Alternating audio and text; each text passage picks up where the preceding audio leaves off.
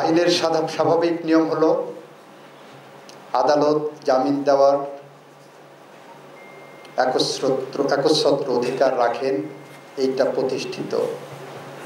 কিন্তু আইনজীবী হিসেবে বলবো আদালতে সে একচ্ছত্র অধিকার নেই।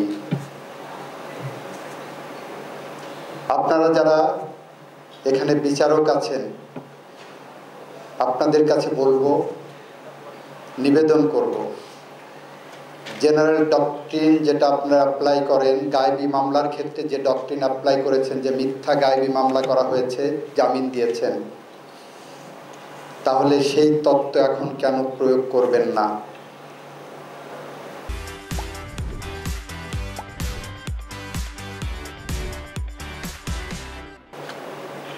আমরা বলছি ওই গায়েবী মামলা এবং এই মামলা এক নয়।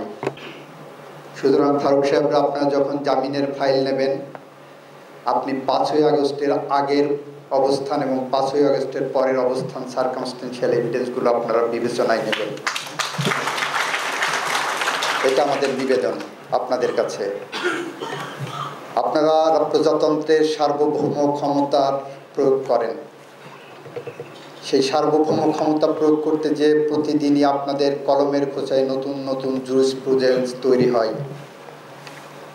আপনাদের দেখানো পথ ধরে বাংলাদেশের আইনের অলি গলি চিহ্নিত হয়। আপনারা সেখানে যদি আগের সেই তত্ত্ব, এফআইআরে নাম নাই, পরবর্তীতে অ্যারেস্ট করেছেন, সেই জায়গাটা আনেন, সেখানে আরেকটা বিষয় আপনাদের বিবেচনায় আনার কথা বলবো, নিবেদন করব। আপনারা মহামান্য আদালত, আপনাদের শ্রদ্ধার সাথে নিবেদন করতে পারি আমরা, আপনারা আজকে এই সমাবেশে, কর্মশালায় এসে আমাদেরকে ধন্য করেছেন। আপনাদের কাছে নিবেদন এই মর্মে যে আপনাদের বিবেচনায় নিতে হবে, একটি এফআইআরে যদি 100 জনকে আসামি করা হয়, আসামি করছেন ভিকটিম পরিবারের পক্ষ থেকে, আপনারা জানেন আমাদের আইনের কোনো ব্যারিকেড দেওয়ার কোনো জায়গা নাই, স্ক্রিনিং করার কোনো জায়গা নাই। যদিও ভিকটিম পরিবারের পক্ষ থেকে মামলা সামনে নিয়ে আসা হয়, কিন্তু আমাদের পুলিশ বাহিনীর কাছে এতটুকু নির্দেশনা দেওয়া আছে সরকারের পক্ষ থেকে যে আপনারা গ্রেপ্তারের ক্ষেত্রে অত্যন্ত সতর্কতা অবলম্বন করবেন। আমরা বলেছি, স্বরাষ্ট্র মন্ত্রণালয়কে থেকে একটি বিজ্ঞাপন দেওয়া হয়েছে, আমি নিজে ড্রাফট করে দিয়েছি, যে মামলা মানেই গ্রেপ্তার নয়। যে কারণে গ্রেপ্তারের সংখ্যা দেখবেন 100 জনে 10 জন হয়নি, যেটা আমাদের পাবলিকের মধ্যে ফ্রাস্ট্রেশন আছে যে 100 জনের মামলা দিলাম অথচ 10 জনও গ্রেপ্তার করছেন না। আমরা মানবাধিকারের দিকটি বিবেচনায় রাখছি। আমরা একটি সুশাসনের রাজনীতি, সুশাসনের বাংলাদেশ গড়ার প্রত্যয় নিয়ে আমরা গুটি গুটি পায়ে এগিয়ে চলেছি। আপনারা সার্কামস্টেন্সিয়াল এভিডেন্স দেখবেন, গতকাল রাতে শহীদ মুগ্ধর লাশ বহনকারী আমাকে বলেছিলেন, শহীদ মুগ্ধ মারা যাওয়ার পরে কোনো হসপিটাল তার ডেড বডি নিতে চাননি। শহীদ মুগ্ধ মারা যাওয়ার পরে তার পোস্টমর্টেম করা সম্ভব হয়নি। শহীদ মুগ্ধ মারা যাওয়ার পরে তার ডেড বডি এন্ট্রি করতে কোনো প্রশাসন সাহস করেননি। মিডিয়ায় ঘটনাগুলো তুলে এনেছেন। এখন আপনি ন্যায় বিচার করতে যে যদি বলেন ওই আসামির বিরুদ্ধে তো পোস্টমর্টেম এটাকে সাপোর্ট করছে না, এই হত্যাকাণ্ডকে, তাহলে আমি কি করব?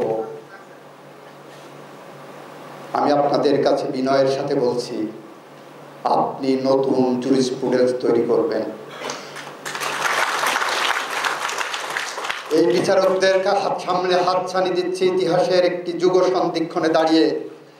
আপনারা কবি হেলাল হাফিজের ভাষায় উত্তর পুরুষের ভীরুকা পুরুষের উপমা হবেন না। আগামী বাংলাদেশে সুকান্তের কবিতার মতো এই বিশ্বকে এই আগামী শিশুর বাসযোগ্য করে গড়ে তুলে যাবেন, সেই দায়িত্ব আপনাদের কাঁধে এসে পড়েছে, আমার কাঁধে এসে পড়েছে, আমাদের কাঁধে এসে পড়েছে বন্ধুরা আমার। সুতরাং আইনের স্বাভাবিক যে ব্যাখ্যা, সেই ব্যাখ্যা দিতে যে প্রগতিশীল হওয়ার চেষ্টা করুন, নতুন জুরিসপ্রুডেন্স লেখার চেষ্টা করুন, দেখবেন অনেক সমস্যার সমাধান আপনারাই করে দেবেন। আমরা শপথ নিয়েছি প্রায় 2000 শহীদের রক্তের ধারাবাহিকতায় যে স্বাধীনতা আমরা পেয়েছি নতুন করে, সেখানে শপথ নিয়েছি যে বিপ্লব পেয়েছি, যে অভ্যুত্থান সফলভাবে সম্পন্ন করেছি, সেখানে আমাদের শপথ আছে আমরা বাংলাদেশের মাটিতে আর কখনো কোনো ফ্যাসিস্টের মাথা চাড়া দিয়ে দেখতে চাই না। আমাদের সেই শপথে, সেই সংগ্রামে, সেই চলার পথে আপনারা প্রত্যেকে এক একজন ভ্যানগার্ড। আমরা সিন্ডিকেট ভাঙার চেষ্টা করেছি। বিচার বিভাগে একটা সিন্ডিকেট ছিল, পুলিশে সিন্ডিকেট ছিল। আমরা সমস্ত সিন্ডিকেট ভেঙে এই বাংলাদেশকে একটি সভ্য, স্বাধীন, যুগোপযোগী, আধুনিক বাংলাদেশ গড়ে তোলার প্রত্যয় নিয়ে এগিয়ে যাচ্ছি। প্রফেসর অধ্যাপক ডক্টর মোহাম্মদ ইউনূসের নেতৃত্বে।